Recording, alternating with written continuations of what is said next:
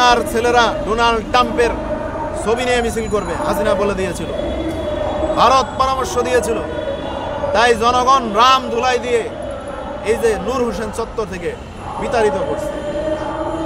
ওই রকম Donald Trump এই 16 লাখ ভারতীয়র পাছায় লাথি মেরে প্রমাণ করে দিয়ে দিচ্ছে যে আসলে ভারত পৃথিবী থেকে একটি জনবিচ্ছিন্ন রাষ্ট্র। মোদী সরকারকেও লাথি মারবে, অলরেডি সিঙ্গেল লাথি দিয়েছে, এরপরে ডাবল লাথি খাবে।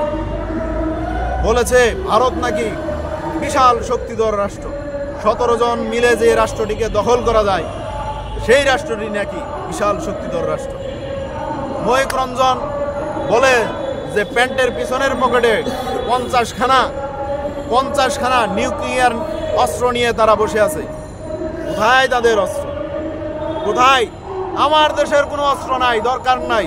আমার দেশের 18 কোটি মানুষের বুক আছে, ওই 18 কোটি বুক দিয়ে এদেশ রক্ষা করতে পারবে, মানচিত্র রক্ষা করবে। আপনারা কি দেখেন নাই ভারতের সোমেন্দর বাবুরা?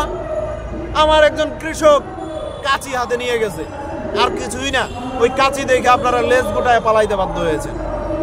তা আমার দেশের কৃষকদের হাতের কাঁচি যদি আপনাদের ভয় করে, আপনারা আবার কিসের বড়াই করেন?